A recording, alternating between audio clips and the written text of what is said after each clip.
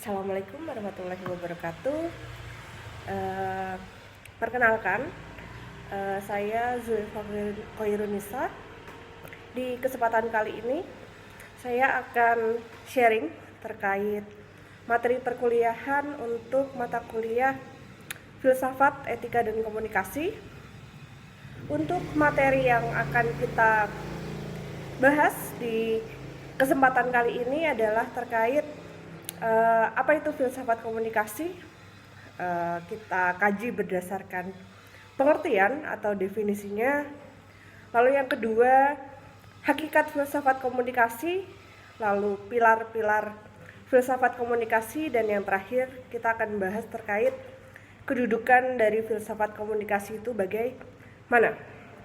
Nah, filsafat komunikasi. Jadi apa yang teman-teman pikirkan saat mendengar dua kata ini, yaitu kata pertama adalah filsafat dan kata yang kedua adalah komunikasi. Jadi akan banyak sekali bermunculan argumen-argumen atau hasil pemikiran teman-teman saat mendengar kedua kata ini. Mungkin banyak yang bertanya-tanya, sebenarnya apa sih kaitannya filsafat dan komunikasi? Nah, pada dasarnya setiap ilmu pengetahuan ini, dasar dari ilmu pengetahuan tersebut adalah filsafat. Karena kita ketahui filsafat sendiri adalah ibunya atau dasar dari segala ilmu pengetahuan ini bermula dari filsafat. Jadi selama ini kita mengenal adanya berbagai macam filsafat seperti filsafat hukum, filsafat sejarah, filsafat teknik, dan begitu pula filsafat yang akan kita kaji di kesempatan kali ini terkait filsafat komunikasi. Jadi filsafat ini berdasarkan pengertian atau definisi baik itu secara epistemologis maupun terminologis sudah kita bahas. Kalau untuk epistemologis adalah filsafat ini adalah sebuah ilmu pengetahuan. Ada juga filsafat ini adalah sebuah hasil pemikiran. Lalu menurut terminologis, filsafat adalah suatu fenomena atau pengamatan dari lingkungan sekitar yang ada di sekitar kita. Jadi lebih ke hasil pengamatan atau hasil apa yang kita lihat selama ini yang ada di sekitar kita. Nah, filsafat ini sebagai ilmu, kita garis bawahi dulu supaya tetap fokus. Filsafat dalam pengertian yang akan kita bahas ini adalah filsafat dari segi ilmu pengetahuan atau definisi filsafat yang berarti sebuah ilmu pengetahuan. Nah, filsafat sebagai sebuah ilmu pengetahuan ini merupakan sebuah landasan pikiran dari ilmu-ilmu yang bersangkutan. Tadi sudah saya sebutkan ada berbagai macam ilmu pengetahuan. Ada filsafat hukum, itu akan membahas tentang keilmuan-keilmuan hukum. Ada filsafat sejarah, kita akan mengkaji terkait filsafat dari segi ilmu pengetahuan sejarah. Dan yang akan kita bahas adalah filsafat dari segi komunikasi atau filsafat komunikasi. Nah, titik tolak sebuah ilmu pengetahuan yang ditujukan di dalam filsafat ini adalah tujuannya untuk mencari sebuah kebenaran. Jadi, setiap ilmu pengetahuan ini ditujukan untuk mencapai sebuah kebenaran serta pengabdiannya kepada umat manusia. Jadi kita kaji, kita garis bawahi bahwa filsafat ilmu ini tujuannya adalah untuk mencari kebenaran. Nah, karena ilmu untuk mencapai tujuan ini adalah berbeda-beda caranya. Nah, jadi kita pahami dulu terkait tujuan untuk filsafat ilmu pengetahuan adalah untuk mencari kebenaran. Nah, lalu apa itu kebenaran? Nah, yang namanya kebenaran di filsafat sendiri, awalnya kita akan mempertanyakan suatu hal dari berbagai fenomena atau berbagai hal, bisa objek yang sering kita amati atau apa saja yang ada di sekitar kita. Jadi filsafat dan ilmu pengetahuan ini Kalau dikerucutkan nanti akan berfokus kepada sebuah kebenaran. Jadi kita membuktikan apakah ilmu pengetahuan ini benar atau tidak berdasarkan dua kajian. Yang pertama, kita buktikan kebenarannya berdasarkan metode-metode berpikir secara filsafat, dan kita kaji juga kebenaran itu dengan cara disiplin ilmu-ilmu tertentu. Kalau kita bahas terkait filsafat komunikasi, berarti kita berfokusnya kepada disiplin-disiplin ilmu yang berkaitan dengan komunikasi. Nah, lalu ada juga beberapa jenis kebenaran menurut perspektif filsafat. Jadi jenis yang pertama adalah korespondensi, yaitu adalah kebenaran apabila terdapat kesesuaian antara pernyataan atau materi pengetahuan yang terkandung di dalam pernyataan itu berkorespondensi atau berhubungan satu sama lain dengan pernyataan yang dibuat. Jadi ini lebih ke apakah teori tersebut itu berkaitan dengan apa yang sedang kita lakukan, atau ilmu-ilmu pengetahuan ini apakah berkaitan dengan objek yang akan kita kaji. Lalu yang kedua terkait koherensi, yaitu adalah kebenaran apabila terdapat kesesuaian secara konsisten dengan pernyataan sebelumnya. Jadi untuk kebenaran ini sifatnya adalah menambahkan atau menyempurnakan dari hasil pemikiran sebelumnya supaya bisa lebih dikuatkan lagi, supaya ilmu-ilmu ini bisa berkembang terus ke depannya dan akan memiliki sebuah kebenaran yang mutlak. Lalu yang ketiga adalah pragmatis. Jadi jenis kebenaran ini dianggap benar apabila konsekuensi dan pernyataan ini memiliki kegunaan praktis dari kehidupan manusia. Jadi apakah kebenaran ini berasal dari kegunaan atau apa yang diterapkan oleh manusia itu sendiri. Nah, lalu selain kebenaran berdasarkan sudut pandang filsafat, kita bagi juga beberapa jenis cara menentukan kebenaran. Yang pertama, kebenaran bisa kita peroleh dari cara kebetulan atau tidak kesengajaan kita menemukan sesuatu dan hal itu benar, bisa juga kita kelompokkan sebagai jenis-jenis kebenaran yang bisa kita lakukan. Lalu bisa juga menggunakan common sense, bisa juga menggunakan agama atau wahyu. Biasanya yang menggunakan agama atau wahyu ini adalah para nabi. Dia mencari sebuah kebenaran biasanya dengan berdiam diri, bisa di gua atau di tempat-tempat tertentu untuk menemukan jawaban-jawaban atas kebenaran yang dihasilkan dari Tuhan. Lalu ada juga intuitif, bisa dihasilkan juga dari trial dan error, bisa dari spekulasi atau perkiraan, lalu bisa juga dari kewibawaan maupun kekuasaan. Nah, filsafat sebagai akar komunikasi.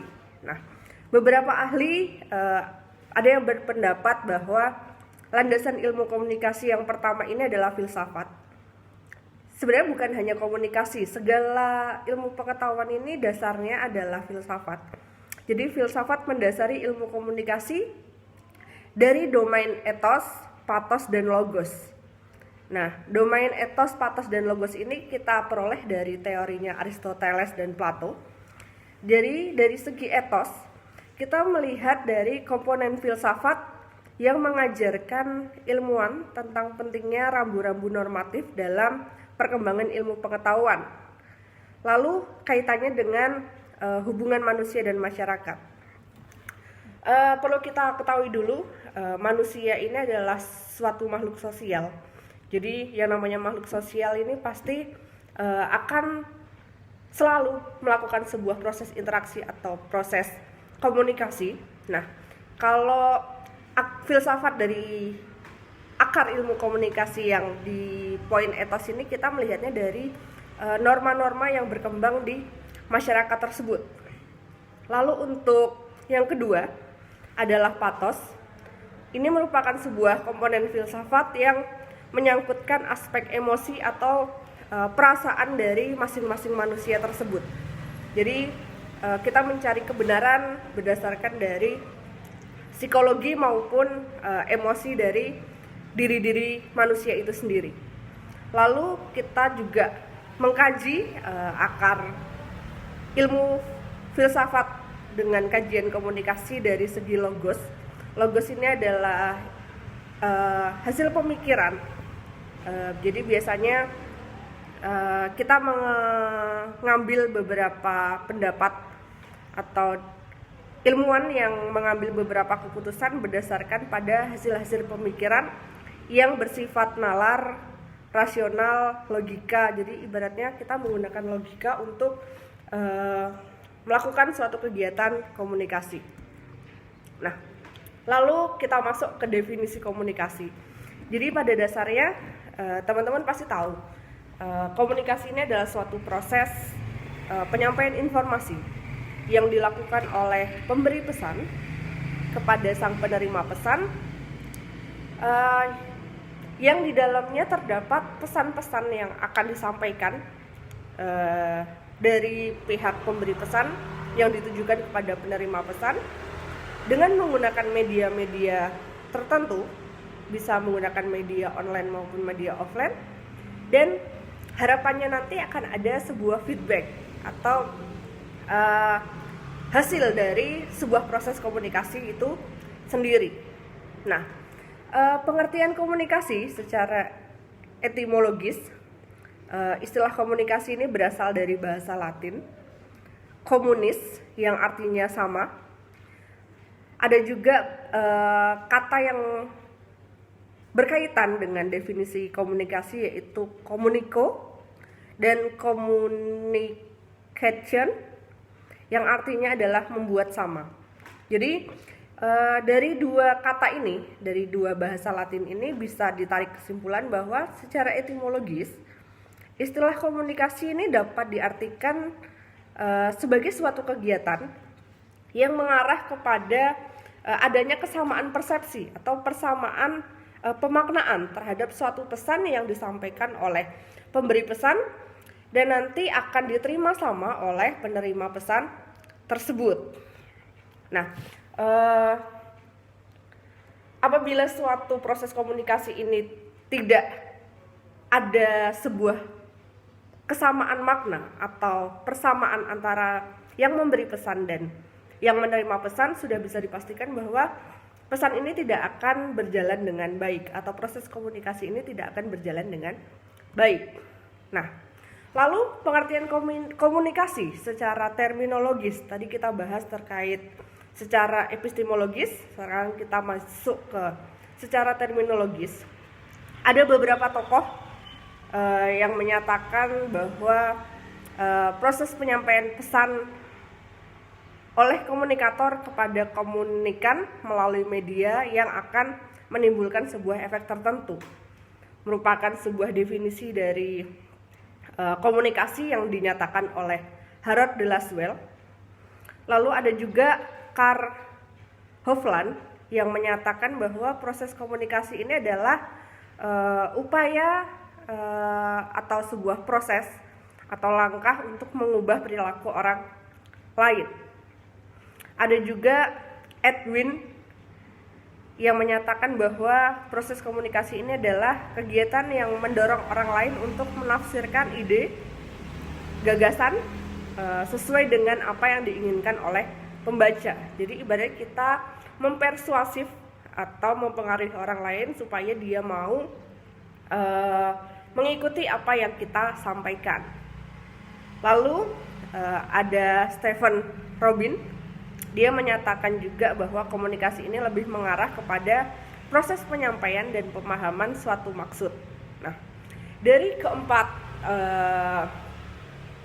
pendapat para ahli terkait komunikasi bisa ditarik kesimpulan bahwa pengertian komunikasi ini adalah sebuah proses penyampaian pesan berupa ide atau bisa juga berupa gagasan dan maksud tertentu dari seseorang kepada orang lain sehingga terdapat pengertian atau pemahaman yang sama antara satu orang dengan orang lainnya dengan menggunakan media-media tertentu. Nah, kita lanjut ke pembahasan selanjutnya terkait hakikat komunikasi. Jadi hakikat komunikasi sendiri terkait erat dengan kodrat manusia. Jadi selama ini kita kenal manusia sebagai sebuah makhluk sosial. Yang namanya makhluk sosial ini adalah makhluk yang akan selalu bergantung atau akan selalu membutuhkan bantuan dari orang lain. Nah, jadi hakikatnya komunikasi ini adalah bagaimana menyamakan atau bagaimana manusia itu melakukan sebuah proses komunikasi sesungguhnya terkait erat dengan hakikat kodrat manusia yang membutuhkan keberadaan orang lain untuk hidup bersama dengan kodratnya sebagai makhluk sosial. Perbedaannya adalah suatu hal yang tidak dapat dielakkan sehingga diperlukan suatu komunikasi untuk menyamakan persepsi antara satu orang dengan orang lain. Nah, lalu komunikasi ada sesuatu yang mutlak bagi keberlangsungan proses sosialisasi manusia. Nah, jadi ibaratnya komunikasi ini merupakan sebuah media yang lazim dilakukan oleh manusia sebagai makhluk sosial yang biasanya sudah dimulai proses komunikasi ini dari dalam kandungan atau saat belum kita lahir pun kita sudah melakukan suatu kegiatan komunikasi dengan ibu kita. Nah, lalu kita masuk, tadi kita sudah bahas terkait definisi komunikasi. Nah, sekarang kita bahas apa sebenarnya filsafat komunikasi itu. Jadi filsafat komunikasi ini adalah kajian reflektif secara mendalam, secara komprehensif, dan secara holistik sehingga dapat menyentuh hal-hal esensial berbagai fenomena dalam proses komunikasi, baik itu unsur komunikasi maupun prinsip-prinsip komunikasi hingga model-model komunikasi yang berkembang hingga saat ini. Nah, ada juga filsafat komunikasi yang merupakan sebuah disiplin ilmu yang menelaah pemahaman secara fundamental, secara metodologis, secara sistematis. Proses komunikasi ini meliputi berbagai dimensi berdasarkan bidang, sifat, tatanan, tujuan, fungsi maupun metode komunikasi yang digunakan. Nah, ada berbagai pendapat filsafat komunikasi menurut para ahli. Nah, ada pendapat dari Profesor Onong Uchahana. Beliau menyatakan bahwa filsafat komunikasi ini adalah suatu disiplin ilmu yang menelaah pemahaman secara fundamental, metodologis, sistematis, analisis, kritis, dan holistik tentang teori dan proses komunikasi meliputi segala dimensi menurut bidangnya, sifatnya, tatanannya, tujuan, serta teknik maupun perannya. Jadi kita melihat filsafat komunikasi ini lebih ke disiplin ilmu yang menelaah bagaimana proses komunikasi ini bisa berjalan dengan baik. Ada juga Richard Laningan yang menyatakan bahwa filsafat ini adalah suatu disiplin. Biasanya mengatakan bahwa filsafat sebagai disiplin biasanya dikategorikan menjadi sub bidang-bidang utama menurut jenis justifikasinya. Dia menuliskan di dalam sebuah buku berjudul Communication Model in Philosophy yang membahas secara khusus terkait analisis filsafat dan komunikasi itu sendiri. Nah, jadi ada juga yang berpendapat filsafat komunikasi menurut Lowry. Dia menyatakan bahwa filsafat komunikasi secara luas peduli dengan masalah teoritis, analisis, dan politik yang melintasi batas-batas yang begitu saja untuk dianalisa di dalam sebuah studi komunikasi. Nah, lalu kita masuk ke objek filsafat komunikasi. Untuk objek filsafat komunikasi ini kita kaji di dalam dua hal. Yang pertama objek formal, itu adalah filsafatnya, dan objek materialnya ini adalah proses komunikasinya.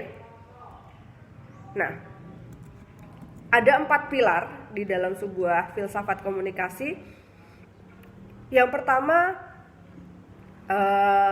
adalah ontologi, lalu ada epistemologi, ada aksiologi, dan logika.